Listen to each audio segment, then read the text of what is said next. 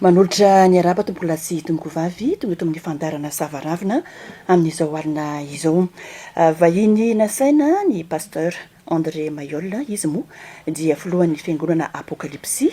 sady filohan'ny antoko politika GFF na Gideona GFFM Gideona fandresena ny fantrana eto Madagasikara. Miarabanao pasteur dia misaotra anao ndraiky ny vahiny eto amin'ny radio Madagasikara. Miaraba Madame Francine de miaraba tsika rehetra koa ato atokantrano ato na ty ambony fiarakodia na eto Madagasikara na hatra ty ampitan-dranomasina manaraka tsy tapaka ity fandarana Savaravina zay mamitsika ity. Tsara aloha ny mampafantatra ty ampiandohana fa akoatra ny fandehanana eto amin'ny onjam-peo ny radio Madagasikara dia mivantana ihany koa amin'ny fandaharana ao anatin'ny page na ny page ny Facebook ny radio Madagasikara ity fandarana ity, zany hoe miaraka mandeha zany mivantana mihitsy ny fandarantsika ary mivantana ihany koa amin'ny reo manaraka ny onjam-peo radio Madagasikara amin'ny ivelany any satria dia mandeha amin'ny web radio ny radio Madagasikara araky ny fanavataranareo azy tato ato. Fanontaniana voalohany ny pasteur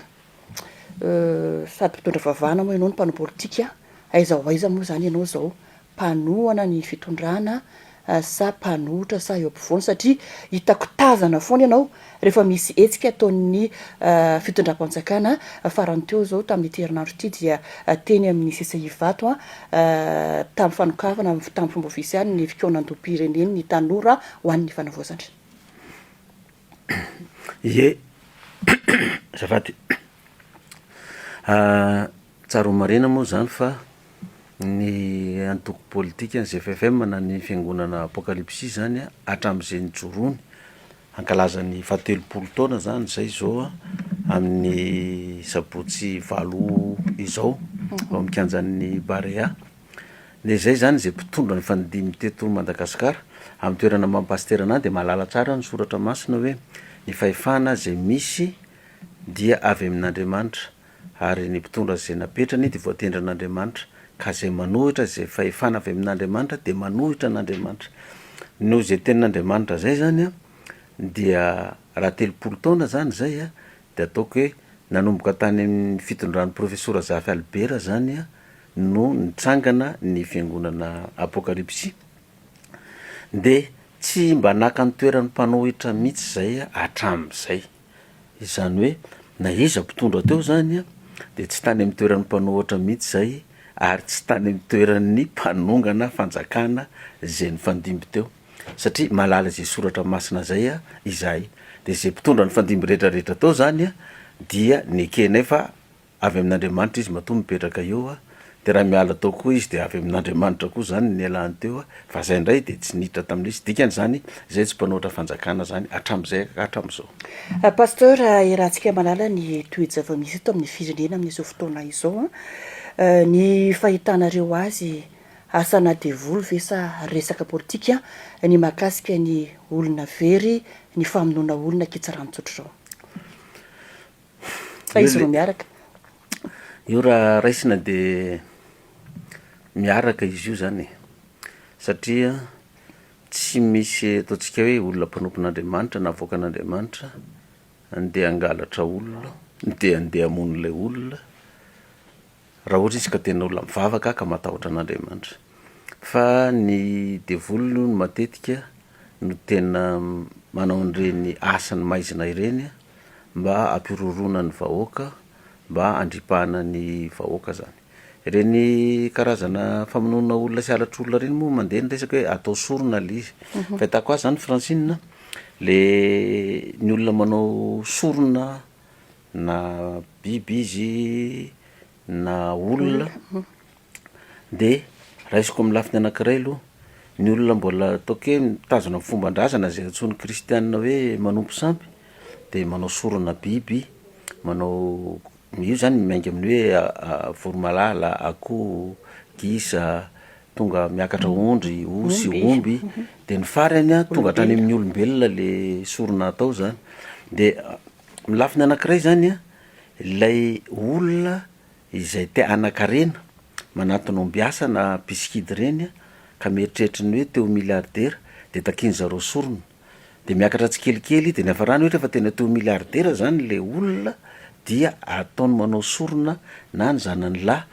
zay tiany na ny zanany vavy izy zay tiany na ny zafikeliny na ny reniny na ny rainy na ny vatiny zareo malala hoe tiany tena tian'le olona de iny takiny atao sorona zany zay lafiny anankiray zany zay fa misy koa am'izao fotoana zao satria itsika malaza am'ty fananana renakibony tany ty na vatsoa na volamena de le olona mpitrandraka vatsoa koa na volamena zany a manana ataontsika hoe pitaiza izy zany zay moa ny tsona azy hoe pitaiza omby aso izy zany na piskidy de ireny ile pitaiza reny zany no miteny aminy hoe raha te androsondroso kokoa anao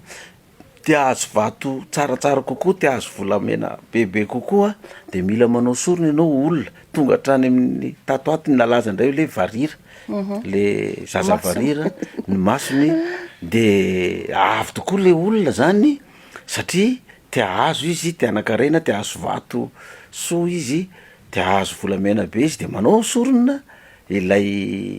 olona zany na le varira zany de ngamba izy reny tsy haiko na efa misy efa hitany zareo izy zay nanao a de nahita vato amina miliara na azo vola amina miliara de zay koa nanaovan'izy ireo akilafin'olona anankiray koa zany zay fa misy koa le izy amin'ny mpanao politika koa raha ohatra zany mpanohitra le mpanao politika ka te hiditra eo amin'ny fitondrana de le mpitaiza anazy keo zany miteny hoe mila manao sorona ianao ondry omby osy olona raha te ahazo fitondrana teo tonga filo zany na teo premier ministre na hoe teo député na tetazona toerana na io zany totsika hoe teo tonga am'le toerana zany de ankilany keo zany ny ambadika an'izay keo mifanohitra am'izay le eo amin'ny fitondrana koa zany ny eo amin'ny fitondrana koa zany raha misy pitaiza koa izy na omby azy ohatra zany keo de efa ozongozon'ny olona ohatra ny toerana misy anazy na hoe ty petraka izy mandaa ray roa telo de meny le omby asa hevitra koa izy raha te hipetraka amin'ny toeranao ianao mila manao sorona ianao olona zao isa de ohatrzay zany a ny fahitako mampatonga an'io zavatra io ka amiko nefany a raha olona tena mivavaka le mpitondra de tsy hanao an'izany mihitsy izy na tsy ho tonga amin'ny fitondrana na ho asorony ny olona amin'ny fitondrana raha amin'ny fitondrana ny zavatra mahagaga ny pasteur amin'ny resaka hoe sorona toatratra ihany le olona manao le sorona avy eo nidikan'izany tsy naomby ve le omby asa tsy naomby ve zany le sa misy le antsondraha misy le raha masina latsaka ka ndrasony aloha ka mety ny fanarahan'le olona manao n'le sorona tam'le omby asany aloha hoe ohatra hoe azo volamena na azo vatsoa zay mety zay ny fanarahany zany de zay no ataon'le mpitaizana azy fa mety tsy mifanaraka tam'le omby asy izy hoe inona ny sorona ataoko mba tsy ahafahan'ny ny olona misambotra na ny fanjakana misambotra anazy zany de mety karaha mahafa indray zany le hoe mba tsy ahafahana misambotra de mety mety sorona hafa indray no ilaina am'izay zavatra zay fa ny marina aloha zany a ny fanjakana kosa raha fa tsy ao anatin'izay kan'lay olona lay manao sorona zay a de tena tratrany mihitsy le olona manao sorona indrindra hoe mivavaka le mpitondra fanjakana tratrany mihitsy le zay manao sorona ary raha fa tratra de mafaitra mihitsy koa ianao fa de mandra-pahafatiny gadranao ny tsy efa ona pasteur inona ny vahaolana mety anafoanana tanteraka mihitsy an'izay resaka zay le izy aloha zany a tsy mbola tam'izao fanjakana zao aloha zany nisiny zany hoe mangalatra olona sy manao sorona olona sy makavarira zany efa nisy foana zany izy io hatram'izay ny zavatra misy zany a fahitako azy a ohatrany hoe natao izy io zany anakorontanana fanjakana satria tsika malagasy zany a tena mampalahelo le toetsainantsika malagasy rehefa tsy hainao no mitondra de ny ty velan'ny fitondrana zany a manao zay fomba rehetra anonganana n'le mpitondra eo amin'ny fitondrana de rehefa miongana le mpitondra eo amin'ny fitondrana indray de miakatra le mpanongana zany de lasa mpanohatra indray le vaongana teo de manao zay fomba rehetrarehetra koa anonganana ilay fanjakana mipetraka eo ianao zay foana miverina zany teto amintsika zany de ianao manontany inona zany ny vahaolana amana zany ny aloha zany ny hitako hoe amapastera ana tena ao amin'Andriamanitra ny vahaolana am'izany mila olona matahotra an'Andriamanitra tsika ny mpanao politika na mpanao politika ivelan'ny fitondrana mpanohatra na ny mpanao politika eo amin'ny fitondrana tena tokony hoe manana an'izay toe-po tsy toe-tsaina zay hoe za matahotra an'Andriamanitra fa ny atsika mantsy sy Andriamanitra ntsony natahorana na mivavaka fa ohatra hoe raha ohatrano de matahotra an'le ray aman-dreniny le za zany ny antony tsy anaovana an'io fa raha vao tsy eo le ray aman-dreniny de ataony io toran'izay koa ny atsika rehefa tsisy polisy eo na gendarme de samy mangalatra fa rehefa eo reo de tsy samy mangalatra fa tsy hoe tsy hangalatra namon'olona satria matahotra an'Andriamanitra fa tsy hangalatra na amon'olona satria misy mpitandro filaminana eo ka raha fa tsy eo de manao samy hafa manko zay zavatra zay donc ny tenana manana didy ngeza be am'izany zany de ny fiangonana zay mitaiza ny olona ianao miteny hoe manana didy be tabe ny fiangonana mahatotosa le adidinareo ve anareo fiangonana satria romborobo be tokoa zao ny fiangonana indrindra fiangonana zandrina ty Madagasikara ary malagasy de tena mivavaka miroborobo ihany koa nefa ny an-tsaitan-daniny zay miala-dalina am'izay ny ratsy rehetrarehetra ihany koa ny fahitana azy mavita le iraka na mpanaovana anareo ve nareo fiangonana be tabe reo ya raha ny baiboly io zany ny resahana de zao no voalaza amin'ny baiboly hoe any parany any ozy izy ratsy ny olona fa aminanina zany ny olona ho tia tena ho tia vola ho mpangalatra ho mpamon'olona sy ny sisa ka ny fiangonana zany amin'ny mahafiangonana anazy de tsisy fiangonana kosa aloha Francine zany na zokony izy na zandriny finoana kristianina nresako zany io na finoana silamo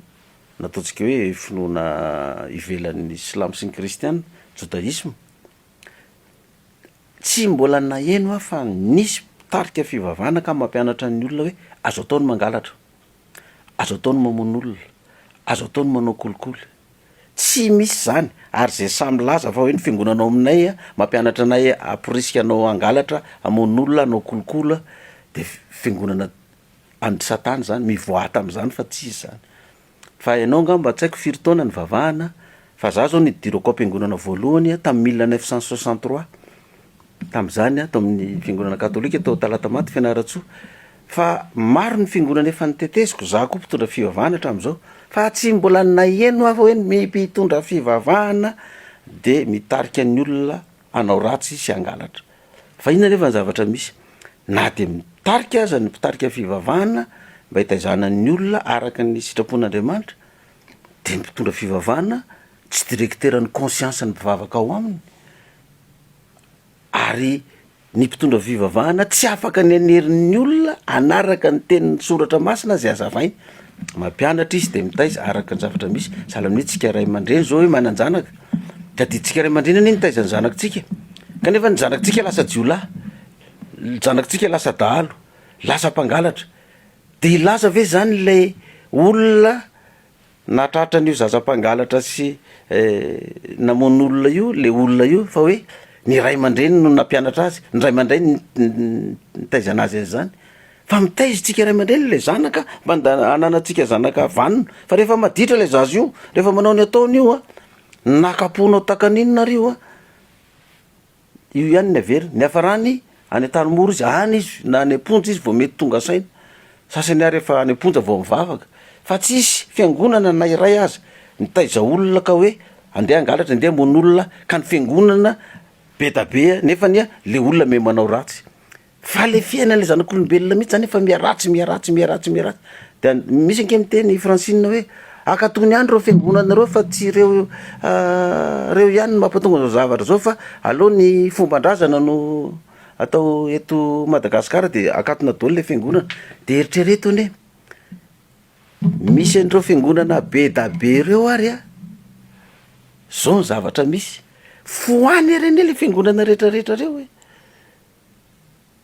de reo olona mpivavaka rehetrarehetra reo zany sanatry mivava iverina amin'ny fiainana tsy matahotra an'Andriamanitra itsony de voafehanao io so ihany loha eto Madagasikara mbola tsisy mpitondra fanjakana daladala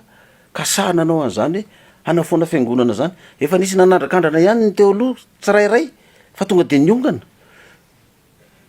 Ivelana kely le tena atao hoe miaratsy zao fiainana zao. Inona mahatonga le fiainana miaratsy nefa tsika ampy tena mivavaka tsy mahazo famindrapon'Andriamanitra tsisy miaino ve mivavakantsika sa ahoana? Na ka zany efa voasoratra ara-tsoratra masina zany efa Kristy mihitsy nilazany zany. Any am-parany ihany ny olona tsy hatsara fa hiaratsy hozy izy, hiaratsy ny fiainan'ny olona. Ary io tsy hoe ny fiainan'ny olona ara-nofy ihany fa na ny tontolo iainana, hitotongana ny tontolo iainana. Io hitantsika hoe fahasimban'ny tontolo iainana io na ny ranomasina miasimba, ny renirano miasimba, ny ala miasimba, ny horohorontany mandeha, zany zavatra ratsy daholo anie zany mandripaka olona maro fa efa voasoratra zany hoe andeha am'zany isika. Ka tsy hoe ny fiangonana no mampatonga an'zany fa ireo olona mivavaka any am-piangonana reo ny nianatra any amin'ny sekoly keo. Ny sekoly koa mitaiza fa tsy misy any manomboka ny primaire, ny secondaire, any amin'ny terminal hatrany université ka hampianatra ny mpianatra hoe azo ataony mangalatra, azo ataony mamono olona, azo ataony manao kidnapping, ndanonareo mivarotena rehefa tsisy asa, ny tovavy rehefa lehibe tsisy manao an'zany. Misy fitaizana zany eo amin'ny ray aman-dreny aloha, de fa avy eo fitaizana eo amin'ny sekoly, fitaizana ao am-piangonana.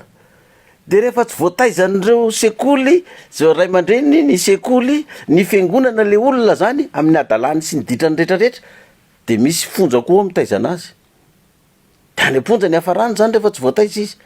De ao nary ny fiangonana ihany nomenao tsiny hoe ny fiangonana be dia be io no mahatonga an'izao faratsiana zao.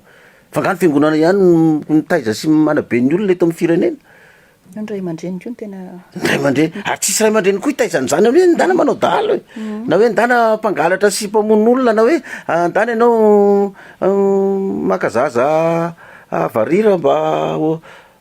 atao sorona mba azo vato de mba manan-karena tsika mianakavy. Tsisy ray aman-dreny manao an'izany. Irevena kely le tena autorité am-piandohana le resaka famonoana olona hoe akoatra ny fitadiavan-karena dia misy resaka politika ihany koa le resaka voan'olona. Tokony ohatry ny ahoana ny fanaovana politika eto Madagasikara satria raha ny zava-misy dia ny fanaovana politika no anisany namotika ihany koa Madagasikara, mahatonga Madagasikara tahaka izao. Misy foana ny korotana politika eto Madagasikara. Io zany matetika diso adversaire mihitsy zany tsika malagasy ny amin'ny resaka politika, ka itsika samitsika ny mifamono eto. Iza zany le adversaire? Ny adversaire tsika zany na amin'ny ara-panahy aloha voalohany de satana de voly, satria izy tsy faly nisondrotanao zany. Ny faharoa de ireo hery vahiny any ivelany izay mbola mampatonga antsika miankin-doha amin'izy ireo. Azavay kely Francine no reny fihetsiketsehana fanonganam-panjakana ny fandimy teto reny de tsy mahavita an'ireny ny malagasy tia tandrazana mpitolona raha tsy misy vahiny ao an-damosiny ahafahany manongana ilay fanjakana. Zao ny politika ny vahiny amintsika eto Madagasikara. Za zany raha miresaka amin'ity tsy mankala vahiny tsika tsy afaka inonona rereto ka hoe avita tena eto fa tsy maintsy mifandray amin'ny firenena zao tontolo zao tsika. Ny politika ny vahiny zany aty Afrika io fa tsy eto Madagasikara rery ihany ho an'izay firenena no zanahany de ny zareo zany ny tanjona tsy ho tafavoaka mihitsy io firenena ny zanahany io na omena faleovan-tena aza fa very tombotsoro zareo, satria ianao zany tsy hiakin-doha aminazy intsony. Ka ny zavatra tadiaviny zareo zany de ny hoe ilay firenena ny zanahana de miankin-doha aminazy mandrakizay. De ina zany ny zavatra misy raha eto amintsika zao, rehefa manomboka miakatra zany le fiarikarenan'ny firenena afrikana, nataoko ny tsika malagasy ny raisiko, rehefa miakatra izy zany de mitady fomba ny vahiny ahoana no ampitotonganana an'io mba tsy hahafahan'io mihoatra ka tsy hiakin-doha amintsika intsony. De ina ny zavatra ataony zareo, fanaraka amin'ny mpanohatra izy. Ampinay nareo so ihany eto amintsika tsy hisy mpanohatra amin'ny tapetina ohatra ny any Afrika reny. Ampinay nareo fa ozonozony fanjakana io. De izy zany mamatsy any reto mpanohatra reto amin'izay ilaina rehetrarehetra na amin'ny ara-bola. zay be ny zava-misy am'izao fotoan'izao. Ndraso loha zavakely izy fa tonga am'le valiny fanontanianao zay fa za maiky ianao de ina zavatra mitranga izy koa nefany a miteny am'le mpitondra fanjakana tsika firenena demokratika avelohan'ny olona irotsaka an-dalambe aneo hevitra ohatra ny firenena demokratika eran'ny tany ianareo fa nanao sonian'izany avelohan'ny olona irotsaka an-dalambe de ampitahoriny am'izay le mpitondra fanjakana raha ohatra ka tsy anaiky ianao tapahanay ny famatsiana arabola aminao na ny FMI na ny banque mondiale sy ny rehetrarehetra tadidio nefa monsieur le président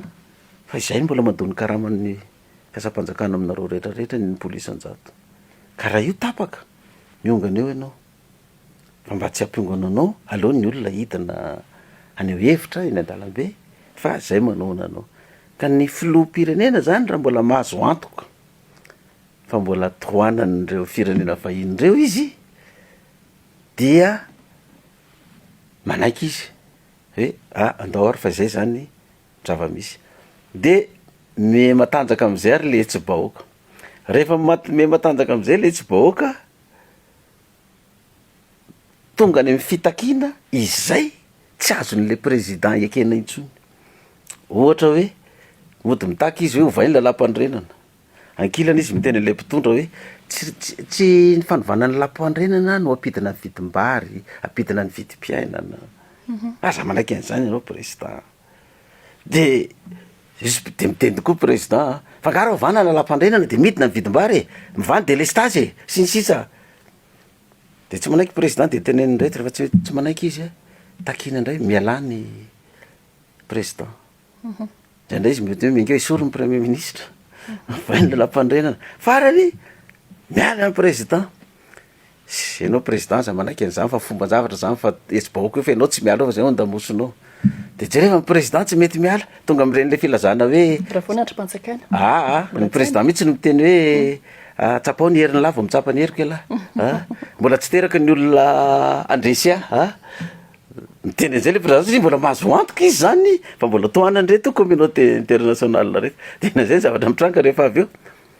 rehefa tsy mety miala président ataovy grève générale de mandeha am'izay ny grève générale de mitotongana am'izay ny économie-tsika zany Francine iny le ataoko hoe croissance économique à 9% tamin'ny andron'ny filoratsiraka tamin'ny 89 zany lasa nidina rehefa tonga zéro iny verina zéro compteur verina zéro compteur tena zavatra mitranga teneniny am'izay le mpitarika aty hoe io tsy miala raha tsisy raha mandrika fa hoentiny vahoakany am'izao ny rozy de akilany président teneniny tandremy président fa renseignement azonay hoentiny aty am'izao ny rozy le vahoaka lalàny iraisam-pirenena manao sommation anao ka raha ohatra ka mbola mitsofoka azo tofirina raha miditra am'izao na rozy lalàny iraisam-pirenena de ina zavatra nitranga atosiny reto andana ary any am'izao ny rozy fa raha zao io tsy miala io de le vahoaka zany lasa sorona fotsiny fa le vahoaka tsy malala fa hoe tolony ty tolom-bahoaka ty tsy maintsy mandresy zao tsy maintsy asina raha latsaka tsy mandresy io raha tsisy raha latsaka ka lasa le vahoaka zany lasa sorona de rehefa raiky tam'izay le fitifirana satria tsy afa-miala tsony le président fa tsy maintsy mitifitra de teneny am'izay le président rehefa avy eo tsy voafetsony monsieur le président le situation fa tsara ianao mametra-pialana miala de mandositra aty aminay zay miassurer ny sécurité anao sy ny vady aman-janaka ao rehetrarehetra de mialokaloka aty aminay ianao monsieur le président fa ajanony de iny am'izay mpitolona hoe mitrako président lasa izy nandresy ny tolole hoe fa ny croissance économique verina zéro zany ny antony mampanitra atsika de zay nampatonga anao hoe diso adversaire tsika ny atsika zany zay olona tonga amin'ny fitondrana de ezakezana atao zay apotika an'iny mba tsy ahafahan'iny mipetraka eo mba hidirany tyarina ndray de normal le fanjakana aloha re fitondrana izy miaro tena koa izy fa izy tsy ahonganongo anao fa atany eo zany keo fa tsy maintsy hiaro ny tenany keo izy fa mandritry n'le fotoana edivana irova tenao zay mikatsa daholo ny raha-pirenena de potika le croissance le toekarena de mitotongana zéro ndray ny croissance économique de le mpitondra vaovao miditra tonga de miainga amy zéro de le vahoaka tsisy hery-taona akoriny de efa diso fanantenana fa nga zany ny fanarana zay zao ny takina hatram'izao mbola tsy mivoaka kanefany ahoana moa nataon'ny mpitondra anarina an'io zavatra efa potika ela be io fa nefa ny mpitondra koa alohan'ny tongavany eo la izy le mbola mpanora zany tsy miteny izy manazava mivaoaka hoe ore olona tolona totsika tiany ka zao ny vokatra am'tika raha tonga ao tsika iaingy amy tsy misy vaoka mba samy ifampicomprendre fa le naongana iny mpisitona lakolosy hoe aiza fampanentanana natao hoe tsisy akoriny hatram'zao hoe andoranga hidina ataoko hoe misy mpona politika foana ao ambadika zavatra zay ampiasainy raha zay teny raha zay aseritra zay ampiasainy any avy any ivelany zay ny ataoko hoe ohatra ny ahoana am'izay zany tokony ataon'ny mpanao politika to Madagasikara tsy verina tsony zay tsy afahany any ivelany mibaiko ny mpanao politika to Madagasikara mba hoe samy itsinjo fampandrosoana ny mahatany firenena nareo mpanao politika zany tiako ho tonga saina hoe inona ny tokony ataonareo mpanao politika efa mpianatra sa na inona sa samy ho tonga saina zay zavatra schéma sary aseho aminao zay za aloha tena atsoroka aminao Francine tena tsy tsara velatsy am'zany raha mbola firenena mahantra ohatratsika ty tsy ho tonga anao am'zany ny mpanao politika ny mpanao politika ny mivavaka dasikely ny vetivety aloha tsy ho tonga am'zany mbola mpanao politika ndresako fa tsy mpivavaka mpanao politika no mivavaka mivavaka daholo ny mpanao politika eto Madagasikara fa misy mako mivavaka fa tapany de misy mivavaka fefany de misy mivavaka relatsaka fefany sisy fa tiako resana zany le fantrana ty amin'ny tany Afrika mihitsy zany mamora nyreo vahiny mampiasa n'lay vahoaka am'le firenena satria karamainy vola be le mpanohatra ka marainy vola amina million d'euro ianao de amina miliara zany ety aminao de le mpanohatra na le mpanao politika eto amitsika zany nanao politika mandrapahafatiny ary izy mety tsy angona 5 miliara akoriny nevity izy karamaina anonga-panjakana mena vola 10 miliara ataoko FMG fotsiny ary 2 miliara ariary zany raisin'ireo mpanao politika ireo zany izy tsy mijejo zay vahoaka sy firenena zany satria mahantra de mora vidina fa ny tokony io izy le niteneninao tao zay hoe mba tsy hadiso adversaire atsika de tokony zao no atao hoe io zany ny mpitondra eo de ny mpanao politika rehetrarehetra miray fosy miray saina hoe andao ranga iaraka anarin'le firenena ampina le mpitondra io rehefa tapitra ny mandany io de miditra indray ny manaraka fa faranana am'izay ty fanonganana sy fananganam-panjakana isakatramade fa io ny antony mampahantra atsika hatram'izay za moa miteny zany de le mangira pampaminantsandroka e devoly aiza ny 2013 ahoana lana makany am'izay hoe mba hitovy saina hitovy eritreritra mpanao politika to Madagasikara ka fanentanana ihany no atao am'zany raha anaiky ny olona tsika zao eto amin'ny RNM zao de manana tombony za zao mapastera moy olona ana de zay radio idirako na télé idirako de manazava ohatry zany any amin'ny fiangonana zay andehanako de manazava ohatry zany fa ny sasany moa tsy te hianoanao izy fa tsy tiany fotsiny ianao de tsy miheno izy de zay resahanao tsy tsika mianadahy zao zao miresaka mamoaka hevitra ohatry zany de ho an'le olona tsy tia zao any amin'ny FB any zao rehefa mijery anao izy tsy milaza hoe diso le ady hevitra ataotsika eto tsy miady hevitra am'zay zay tsika eto na mitombona na tsy mitombona fa za fotsiny no alany tonga de izy hoe mpaminany sandoka e devoly aiza ny 2013 tsy tanteraka de tsy tanteraka tokoa aiza ny 2013 tsy tanteraka de le 2013 ary zao tsy tanteraka so aloha mbola tsy tanteraka fa raha tanteraka ny 2013 efa lany mandangy za Francine fa tsy tanteraka le 2013 hatram'izay de nakaizy le firenena nakaizy izy zao fa nanina koa ny tsy tanteraka le fa minaninao efa nazavaitsika teto efa nanazavazany teto amin'ny RNM fa tsy hainao ny mpanao gazety tam'zany fa tsy tadidiko aloha veritsika indray fa tsy manino fa efa nazavaiko zay ny antony nampatonga an'le 2013 tsy tanteraka de aty amin'ny fitondrandra valomanana manda voalohany zay no efa nahazo fanazavana amin'ilay hoe enao nge tsy 2013 no mitondra raha le faminanina fa rehefa afaka 10 taona orinany 2003 vao mitondra ianao dikany hoe afaka 10 taona après 10 ans zany hoe 2003 zany plus 10 2013 de ny après 2013 zany vao mitondra ianao fa mbola misy mpitondra roa aorinany filora valomanana vao ianao no mitondra de ny tombe 2013 nge ny élection Francine de maninona tsy nrotsaka tamin'ny 2013 satria fa fantatra hoe tsy mbola iza le mpitondra faharoa manaraka ny filora valomanana de zay ny nampatonga ny tsy nrotsana tamin'ny 2013 fa iverenako le fanazavana tao hoe itsika zany tokony miray fosy miray saina miray vira daholo le mpanao politika rehetrarehetra ka rehefa hoe io no mitondra eo de miaraka am'rona daholo ny mpanao politika ny dao ary ifanoana amin'io anarenana n'le firenena am'izay fotoana zay a tsisy azo omena tsiny hoe iry ny tompona andraikitra napahantra na iry ny tompona andraikitra odokafana satria natafarana le firenena fa tena ny malagasy rehetrarehetra niaraka atao fa ny atsika zay tonga eo amin'ny fitondrana ka tsy anatin'le mpitondra am'le fitondrana ianao a de zahana potehana daholo de zay eritrereto hoe za zao a tsy mietretry ny latsaka akorony a tsy mietretry ny hoe de anao irotsaka filoham-pirenena satria mbola tsy fantatra zay calendrier de le olona tandindinon'le faminaniana hoe misy mpitondra roa rinany ravalomanana de za de fa misy mitsangana sady le olona mitsangana ho fahavaloko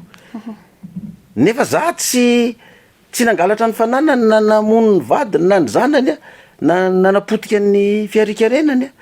fa hoe satria tsy olony a tsy pasterany na tsy mpiara-mivavaka aminy na tsy anatiny antoko politikany de hitany hoe ohatrany matanjaka ty olo ty a raha irotsaka fa andao de nzao de efa potehany zao de efa ratsina arak'izay tratra mihitsy am'izay mba tsy tonga eo io olona io mbola tsisy fifidianana mandeha mbola tsisy déclaration korony hoe mirotsaka de zany no efa tapadabain'ny sasany efa injehan'ny sasany efa anaovana fanaratsiana ty sery zary tsy fantatra akorony na irotsaka na tsy irotsaka de diso adversaire tsika raha zany no atao adversaire na ny filohan'ny fanavaozana natao adversaire na ny filora valomanana natao adversaire na ny filora joel na ny reto candidat présidentiel reto na ny premier ministre na ny député tsy tsika malagasy zany ny tokony fahavalo ifanenjena sy fampotena fa ifantrahana io ny tokony fahavalo de ny hery andamosina izay manakana atsika tsy androso no tokony hoe jerevana zay mba anafoanana an'izay mba tsisy intsony iverena kely le fanazavanao toeram-piandohana le mahakasika an'le hoe misy fanakorontanana ny firenena misy hery vahiny ao ambadika am'le fanontaniako teo hoe malalana makany ve ny zavatra am'seho am'izao fotoana zao zay ve ny zava-miseho am'izao fotoana izao am'izao resaka fanakorontanana ny firenena zao janvier 2026 ndraiky ngamba 3 janvier 2026 iny angamba nahazo faminaniana hoe isy firenena vahiny ho tonga eto Madagasikara anongam-panjakana le firenena vahiny tsy izy mivantana no anatanteraka azy fa gasy any no ampiasainy maramila tafika tena moka an'izany a janvier tsy mbola vaovao zany zavatra nyresako zany fa tany amin'ny janvier 2025 koa de efa namoaka koa hoe amin'ity taona 2025 ty raha tsy voavahan'ny fitondrana tariny filohan'ny rajoelona ny délestage de miongana izy amin'ity taona ty tamin'ity taona 2026 ty indray a de izay hoe izy firenena vahiny ho avy anongam-panjakana eto Madagasikara efa miseho zay de nampiomana ny fitondram-panjakana hatram'izay de ozy izy ny sasany rangaha io ve de tsy mahita reo sana fa tsy zao loza sy mpanao fanonganam-panjakana zao mihitsy mba nakorotana saim-bahoaka io sambory io mihitsy ny tena tokony samborina fa manakorotana fa saim-bahoaka de za moa namaly hoe mba mahagaga koa zany za manome ny information sy ny renseignement fanjakana mba iomanany fa isy anongam-panjakana amin'ity taona ty ve no samborina sa le olona anongam-panjakana no samborina de enao manontany hoe mitranga ve zany sa tsy mitranga am'izao fotoana zao de nareto amin'ny RNM nefa milaza vaovao am'izany hoe betabe ny misy vahiny misy gasy nanongam-panjakana tratra efa mikatra eny Antsefa eny Antanimora miroso amin'ny fanavoazana ny eto Madagasikara amin'izao fotoana izao a taorian'ireny zavatra nitranga resaka politika nisy eto amin'ny firenena tamin'ny etsy-bahoaka ny etsiky ny tanora ireny hinabo ny tokony havoazana pasteur tsy vitatsika eto zany Francine raha hoe navy daholo ny tokony havoazana resaka fotsiny hoe fanavoazana de mahagaga misy olona manohatra an'izany tsy te fanavoazana zany le olona tsy te hiova mihitsy misy olona tena tsy te hiova mihitsy zany satria metimety amin'le zavatra misy metimety aminy tokoa satria hoe raha vao miova io de mety tsy ho tafaly teo ntsony reo mpitondra reo fa aleo mba tsy vita le fanavoazana mba anamoramora ny anadaboana ny mpitondra fanjakana eto toerana ozy ianao inona ny fanavaozana tokony ho atao voalohany ro zany a ny fanavaozana eto amintsika zany a raha ataontsika hoe ny eto samy eto anatiny zany de tokony amboarina ny lalam-pandrenana asiana fanavaozana ny lalam-pandrenana eto amintsika de amboarina koa misy rafitra maromaro zay tokony avoazana koa eo amin'ny fitantanana ny raharam-panjakana de avoazina koa eo amin'ny lafiny fampianarana koa satria ny atsika zao fampianarana Francine mianatra firy taona anao 12e mandra-pahatonga anao mivoaka ataoko hoe mahazo maîtrise na licence any université de mivoaka ianao de tsisy asa ampiasainao n'le diplôme anao fanaraka amin'ny akoatra nataoko ingénieur informatique angamba na hoe ingénieur agronome na hoe docteur mahazo manana doctorat médecine ianao zay no to mba misy asa nefa na izany aza mivoaka le olona mbola sommaire tokony hoe amboarina zany avoazana ny fampianarana de le ankizy zany eo amin'ny primaire eo zany izy no efa fatarina hoe inona ny tena fahaizana nyty ankizy ity de rehefa manomboka tonga any amin'ny miditra classe 6e izy zany de orientena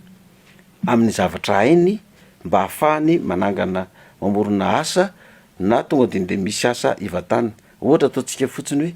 raha tanora any amin'ny toerana fambolena famokatra vary be da be zany de tokony any ny formena ny tanora ho ingénieur agronome mba avita mamokatra be eo am'le firenena ka raha vao vita fianarana izy de afaka tonga de miasa amin'le toerana misy azy de misy reny sasany hoe tonga de efa formena manomboka any 6e hoe ho ingénieur informaticien de tsy mianatra matiera be da be histogeo malagasy science sy ny sisa fa tonga de zavatra ianarana fotsiny raha anao ingénieur informaticien izy de teny frantsay sy teny anglisy de ny zavatra ianarana zay ihany ny koro ataony ary inona ny teny tokony entina ampianatra de ny teny tokony no ampianarina atanke malagasy zany tsika tsy maintsy anakiro tsy maintsy ataontsika hoe malagasy na izany na zany ara tsy maintsy may teny frantsay sy teny anglisy ilay mpianatra fa tsy mijanona amin'ny teny malagasy tsony satria raha ohatra izy ka hiasa na ampianatra ataontsika hoe ny ivelany raha ohatra izy ka tsy mahay teny anglisy na tsy mahay teny frantsay na azo asa ny ivelany izy ohatra nanao formation de tsy zavatra atokony ihany ny tenitsika gasy mbola tsy teny maleo tena iraisam-pirenena tsika mbola firenena mahatra tsika zany mbola tsy afaka manoatra ny hoe ny arabo ohatra ny sinoa ny frantsay ny amerikanina izay efa ny japonais efa ny teny pirenena de efa mandeha amin'iny daholo ny fampianarana fa ny zavatra tokony atao kosa hoe ny any amin'ny fitsarana na any amin'ny bureau-mpanjakana tsiraray avy kosany de tokony teny gasy daholo no taratasy mivoaka avy any zany na didim-pitsarana io na taratasy alaina any ministera na anao fangatahana demande d'emploi ohatra zany de amin'ny teny gasy daholo anaovana any reny fa ny zavatra ianarana kosa tsy azo foanana le teny vahiny zany satria lasa miononona fotsiny eto itsika zay zany zavatra tokony fanovana tokony ho atao hoe raha misy didim-pitsarana mivoaka zany maka taratasy any amin'ny domaine zany de teny gasy daholo ny tokony ivoahany iny de zay no hitako hoe mety fa raha ohatra hoe tsy ampiasa afa-tsy teny gasy tika lafo ny rehetrarehetra na matematika na fizika na miresaka informatika de mbola ho sahirana eto tsika raha mizao tsika mbola mahantra zao zany no hitondrana an'le zany za fanavaozana tokony atao daholo milafin'ny fahasalamana koa sy ny fitsaboana misy fanavaozana be da be tokony atao koa zany fampianarana zany tokony hoe ny ankizy primaire mandrapatonga any amin'ny terminal tokony efa tsy mandovola zany tsony tokony misy cantine koa fa zany efa miankina ny ety manana vo afaka manao an'izany ianao anisan'ny nalaza ihany koa tamin'ny ity herinaratra ity pasteur ny raharaha ny jirama ny famatsiana herinaratra eto Madagasikara raha fitingo kely fotsiny de hoe misy fanadiadiana roa zany zao nefa miala any amin'izao fotoana zao eo aloha ny fanoizana ny enquête parlementaire izay anadiadiana ny fomba fitantanana eo amin'ny jirama de eo amin'ny koa le fitsanganana ny voamera iraisana manadiady mikasika ireo ataontsika hoe milaza manko ny teo nivon'ny jirama fa misy migiafy raha izay teny gasy mazava be misy migiafy ny jirama dia misy ihany koa ny fanadihadiana mahakasika izay zay tarihan'ny fitsarana sy ny gendarmerie pirenena sy ny police pirenena manadiady mikasika an'izay ny fijerinao tsy olana eo anivon'ny jirama ty hatramin'izay ka hatramin'izao a inona ny tena vahaolana ary ny fahitanao azy a tena misy tokoa ve ny figafiana na ny ataontsika hoe fanapotehana sabotage ny ataon'iza ny jirama sa mbola anatin'le endrika fanakorontanana firenena ihany izy ty ao anatin'le fanakorontanana firenena izy ianao marina zany jerevinao Francine iza zao ny orinasa malagasy mba mijoro eto Madagasikara mba mitany itsika hoe misy orinasa ngeza be matanjaka mijoro eto fa zay orinasa nisy teto amintsika ny apotika daholo ary ny jirama sisa no atao hoe sisa mijoro nefa izy mipotika io ina ny antony de mbola naveriko ihany tsy mety amin'ny firenena vahiny ny ampandrosan'le firenena mbola eo ambany vahony ka raha vao manangana orinasa maro matanjaka ilay firenena dia atanjaka ilay firenena ienany tsy anasa de tsy akin-doha amin'le firenena vahiny intsony donc mba tsy hafahany manao an'izay zay orinasa matanjaka mijoro de tsy maintsy potehana daholo ny ainga tany amin'ny ataontsika hoe deuxième république io a ny filoratsiraka niezaka nanangana an'ireny salsa reny nanangana ny ino moa le resaka vary reto somalaka sympa singaraza sisa reny nisy ny fibata fima fa mata daholo reny navadika Solimana nanana rafinerie tsika tsisy tsony rafinerie potika satria atsika gasy no manana anazy nisy koa ny orinasa zay nitrangana teto amintsika ny orinasa ataontsika hoe ngeza be sy ny orina tateorina rehetra hoe ny Flora Valomanana Tikosy Magro reny nandeha reny taloha fa tena potika koa izy potika koa zao de reny koa nisy koa atao hoe neny membre Vatomanga koa satria gasy ny tompony a de noho ny resaka politika sy ny sisa koa de io fa saika potika io sy ihany ny fanjakana malagasy zany nametraka ny hoe orinasa mbagasy ihany io a fa nipitarika anazy no ohatra ny hoe nanao zavatra tsy mety fa aleo mba tsindrovana le gasy mba tsy overy asa de nasina ny Serge Jovial Imbe io hoe mba hitantana n'le orinasa zany de ny jirama zany ny Solima moa zany atsika efa tsy ampelantanantsika tsony fa vahiny mitantana anazy de ny jirama koa ataontsika hoe ny 70% vahiny koa nefa mitantana anazy ka le orinasa mamatsy herinaratra ny jirama zany izay vahiny no mety nahazo sazy tamin'ny fitondram-panjakana noho ny zavatra natao de raha fa nikitianao le orinasa n'le vahiny de avy ry zareo isabote amin'izay zavatra momba ny orinasa io ka tsy avelino tafavoaka io de zany no mampatonga ny sabotage mandeha io marina ny tenin'ny ministra hoe misy manao sabotage tsika ozy izy de satria rehefa tsy ampelantanana io zany de very ny tombotsoany dikan'zany ataony zay apotika an'io koa de anjaran'ny fanjakana zany ny miaro tena satria na vitsika eo ary misy amono azy mba miaro tena izy na ho faty ary fa tsy tonga de manaiky vonona fotsiny eo de tahak'izay koa zany ny fitoram-panjakana tokony mijery ny fomba rehetra mba irovantsika tena mba hiazonana ny orinasa atsika jirama io fa raha io no very ampelantanantsika de sahirana zay mpitondra mifandimby eo satria azo n'ilay vahiny tompony andraikitra ny anaovana santasy zay mpitondra ka tsy anaraka ny teniny de bloqueny io atsahatra ny jiro ohatran'izany ataontsika hoe reto orinasa mpamatsy petrole eto amintsika ny orinasa Total Sovena Galana Shell sy sisa tsisy gasy any ny tompon'ireo dikan'izany fanjakana zany tsy mahabaiko an'ireo fa raha vao mibaiko an'ireo anao ka hoe zao ny tsy maintsy ataonao tonga diny de bloqueny io tsy manafatra tsony izy de mateto tsika zao eritreretinao hoe mba azo ekeny saina ve zany hoe firenena anankiray maleo teny ianao nefa tsy manana banky na iray ary tsy manana banky firenena anankiray maleo teny ianao nefany a tsy afaky ny amelona ny firenenao fa tsy maintsy miakin-doha any ivelany firenena maleo tena ianao tsy havitanao fifidianana raha tsy miakindoha ny ivelany misy famatsiana avy any ivelany de dikan'izay a tsy ho avelany zareo mihitsy tsika raha tsy tsika ny mihoatra reo vahiny reo nge tsy mikotsiny ama vahiny azy mitady tombotsoa amin'ny firenena zay andehanany satria samy mitady tombotsoa ho an'ny fireneniko ka raha ohatra ny hoe ny anagejananao sy ny fiakinandonao am'zareo no mampandroso ny firenena tazonony zay satria sy mitady tombotsoa amin'ny fireneny de dikan'zany tsika samy malagasy ny andeha ifamono sy andeha ifanapotika fa io le hery mampahatra atsika io ny tokony zahana hoe ahoana ny fomba ivoahana amin'io de mifanometanana daholo ny malagasy rehetrarehetra ka rehefa io ny mpitondra aloha de miara-manoana an'io daholo tapitra ny anjaran'io a de zay miakatra indray de miara-manoana indray fa ny atsika tsy zay satria tsika mantra karamainy vahiny le ivelan'ny fitondrana anognana n'le mpitondra foana de reto mpanao politika reto mamba volako nareonareompanao so ihany za aloha ny anary za nge raha maka mba mpahafolokarena fa tsy folokarena eny anano alaiko somary ivadika kely mihitsy ny adevitsika eto pasteur Mayol alaza ianareo fiangonana pasteur eto ampangorokarena tokoa marina ve zany satria mirentirenty ny fiara mirentirenty ny trano mirentirenty ny zavatra rehetra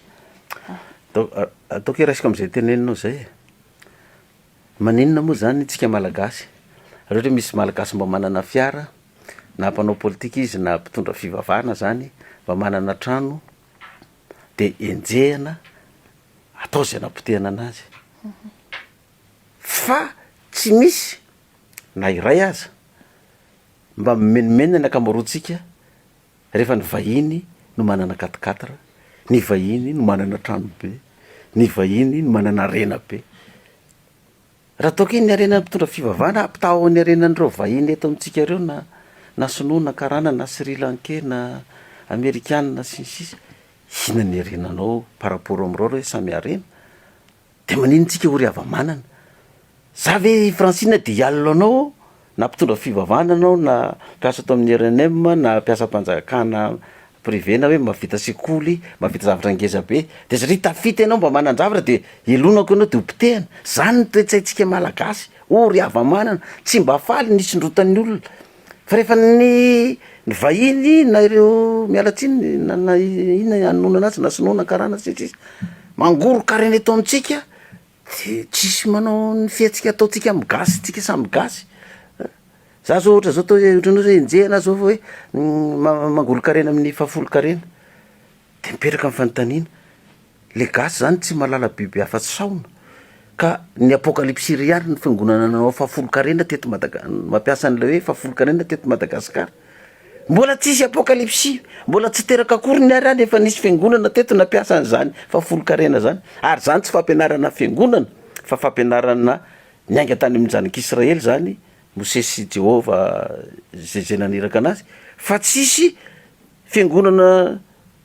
tompony zany voalohany ny kristianina hoe izy fa fampianarana avy any aminy zany fa misy ny mampiatra misy tsy mampiatra araka ny voalaza ka ny baiboly zany ny zavatra takiny amin'le asa fanompoana an'Andriamanitra zany tsy maintsy misy rakitra atao zany de misy karazany le rakitra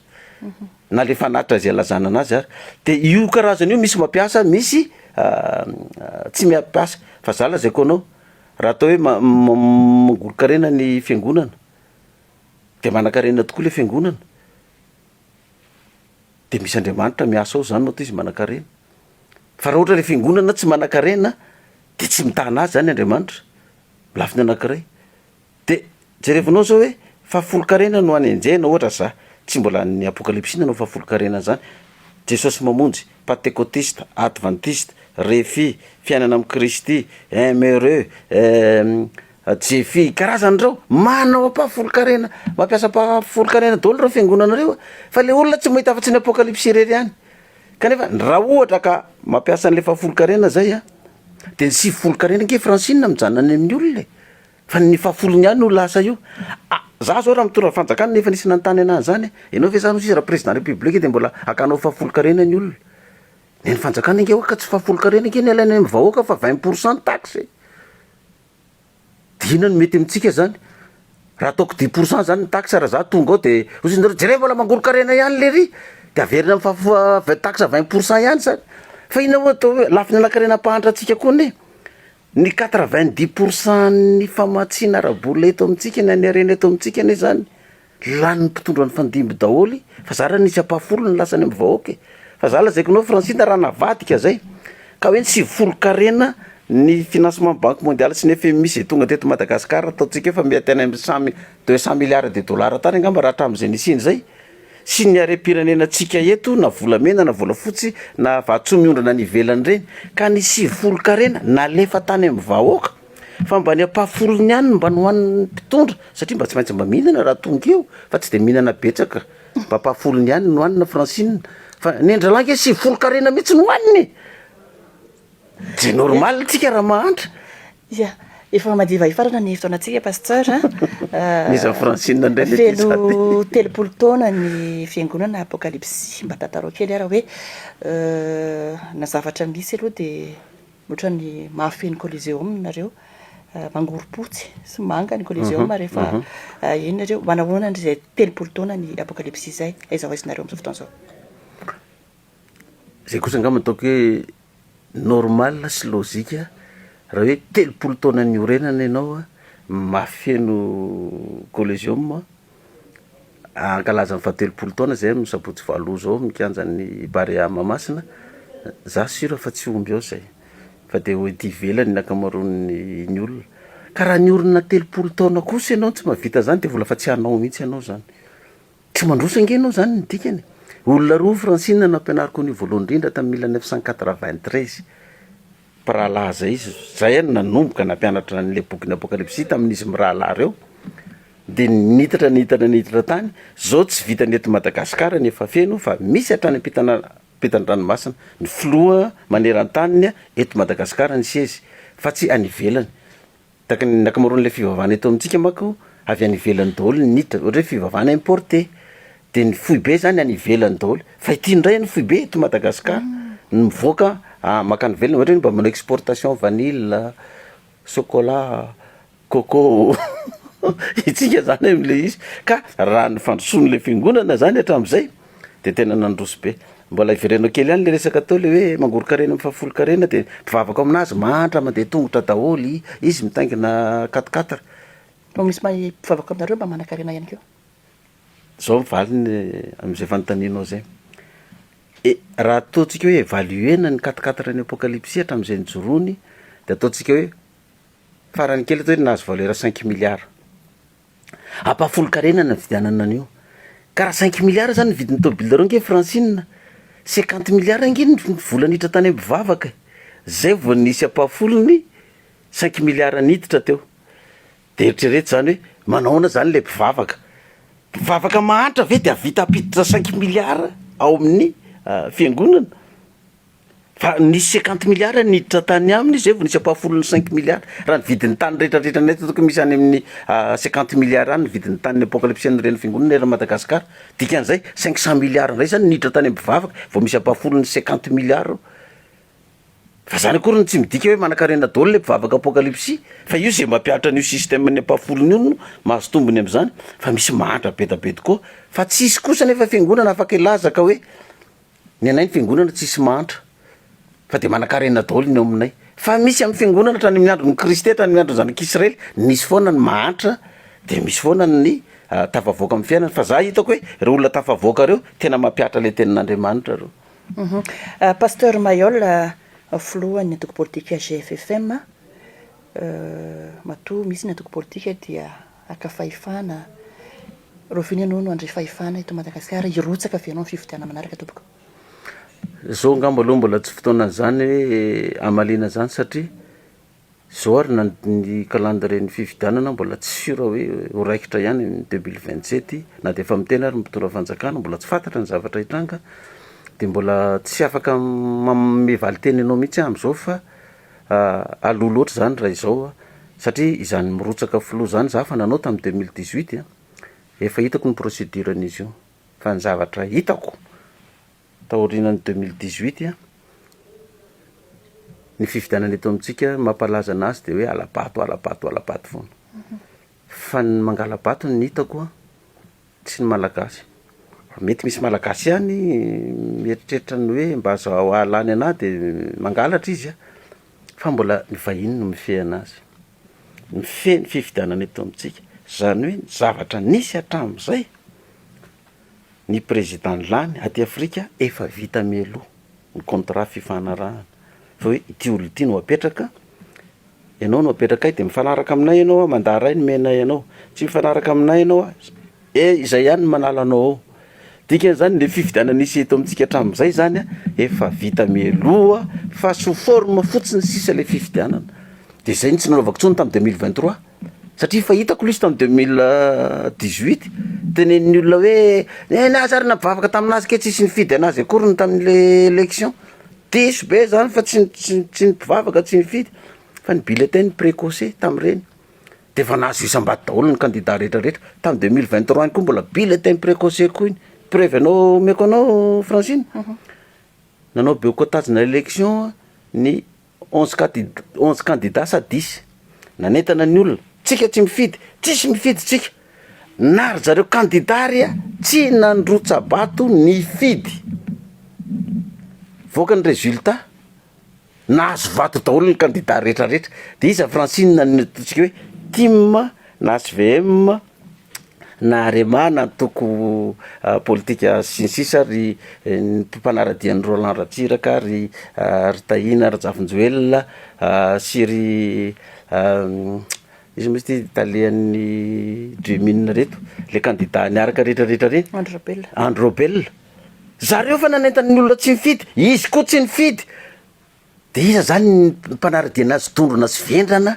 ka efa ny tanana tsy fidy ny filotoananay tsy mifidy de de nanay de nandrotsaka ihany zay na tsy nandrotsaka ary ny candidat toananay andeha fidy ihany zay na tsy nananentana anay ary izy fa efa vita mialoha l'élection efa vita le précoce efa manana isam-bato daholo reo candidat reo sous forme fotsiny ny élection ao anatin'ny fanavozantsika zao inona ary nisy roana le alabato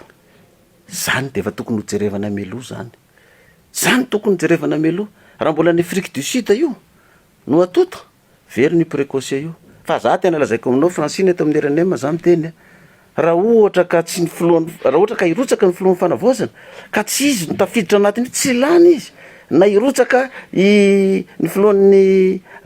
solombavam-bahoaka na irotsaka ny premier ministre na irotsaka ianao kasy ianao nefa tsy afidiny vahiny apetraka eo raha mbola ny Afrique du Sud ny vato no atoto very ny précoce tsy tafavaoka eo anao zany tokony hosoroana misy alabato koa bulletin unique io fangalaram-bato tamin'ny bulletin individuel le taloha tamin'ny andron'ny Floratsiraka sy Ravalomanana taloha reny ndraiky io zao koa ny fangalaram-bato ataon'zareo reny tantarain'zareo amiko vorina ozy izy le voaka mpividianana ataontsika hoe amin'ny fivondronana anankiray de tonga amin'ny toerana anankiray eo de rehefa hitany zareo fa resy lay eo amin'ny fitondram-panjakana de misy baiko avy any ambony manome baiko an'ireto olona reto ny polisy ny gendarme ny chef district sy ny ben'ny tanàna hoe i PV nareo dory io voaka-pifidianana io ary io dory fa ity PV ity no ety miakatra de ity isam-bato io no ety miakatra zany koa mbola fangalaram-bato koa zany ataon'ny mpitondra nisy tany aloha tamin'izay tsy hoe manome sipapa mpitondra zao fa gamba mino mpitondra am'izao olona mivavaka tsy hanao an'izany raha tonga ny fotoana zany fa zany koa mbola fangalaram-bato anankiray koa zany fangalaram-bato ancien modèle fa ity am'izao fotoana zao ty efa fangalaram-bato intelligence artificielle IA électronique efa vita mialoha ny isam-bato rehetrarehetra ka io zany raha mbola feheziny lay vahiny ny fifidianana eto amintsika de mbola ikodjafy ihany no Alexis zany fa tena za zany tena mahita zany Francine tena sarotra ny alana amin'le alabato raha ny fifidianana misy aty amintsika zany satria mbola ny vahiny no andamosiny reny zavatra reny efa madiva ifarana ny fotoanantsika pasteur André Mayol teny farany ary tompoko raha misy zavatra tianao ambara ihany koa ty fotoana zao de misaotra betsaka aloha mifanasana Francine fa taloloha tany tsy mba tafiditra tamin'ity RNM ty mihitsy arapainy anao zany tafiditra indray fa am'izao androtsika zao de mba fanavaozana marina tokoa izy ty de tafiditra misaorabetsaka amin'ny fanasana de misaorantsika tsiraray avokoa tato tokantrano ato na taty ambony fiarakodia ny eniny resadresaka na teto Madagasikara traty ambany vohatra lavitra ty pastera Mayol nyresaka tamitsika le lazainy zareo hoe nivadika biby lava hony a de vadika biby sy ny sisa de kaka de za ve mivadika biby lava de hoasain'ny RNM mety sy tsoka madame Francine sao de mba hoan'ny biby lava ty za amin'ny valo zao zay ankalazany fahatelopolo taona zany amikanjany barea io an'ny olona rehetrarehetra io zany fa ny thème zany de mba fotsy sy manga ny lehilahy manao fotsy ambony ambany ny vehivavy manao bleu roi manga ambony ambany zany na robe izy akanjony fa raha ohatra moa tsy manana an'izay couleur zay de afaka manatrika ihany fa 30 taona zay tonga teto Madagasikara nanomboka tamin'ny 2e république zany niditra 3e 4e tsika zao vitra 5e république teo foana ny fiangonana apokalypsina de mafy aza ny lalana nandehanany saoran'Andriamanitra natratra ny 30 taona de makasitraka ny fandraisana de misaotra tsika tsiraray avy zay afaka mifanotrona fanometanana satria ny vahiny ihany angamba ny mety tsy mahafantatra ny pastera Mayol sy ny apokalypsy raha eto Madagasikara mba nisy soa ihany navoaka n'ilay fiangonana ho an'ny firenena ho an'ny malagasy ankalaza amin'ny fahatelopolo taona anasana ny mpitondra fanjakana rehetra io zany Francine maingatrany amin'ny filohan'ny faonavaozana filohan'ny solombavam-bahoaka ny premier ministre ny androm-panjakana rehetra zany de asainay ny fiangonana rehetra ny FFKM ny fiangonana zandriny rehetra ianareo mo araka ny teninao teo ny FFKM fa manasana foana amin'ireny fitaovam-pivavahana sy reny fikaonandoha iraisam-pirenena reny dia efa tonga am'le fanavaozana zany zao efa manomboka miaraka le fiangonana koa zany mba miraisaina ampandroso am'le firenena misaotra betsaka dia marotra kosa miarabanareo atratran'izay fahatelopolo taona zay ny fiangonana apokalypsy mankasitraka anao pasteur André Mayol nanaiky ny vahiny teto amin'ny radio Madagasikara tsy ivona ihany fa izy moa dia filohan'ny fiangonana apokalypsy eto Madagasikara sady filohan'ny antoko politika GFFM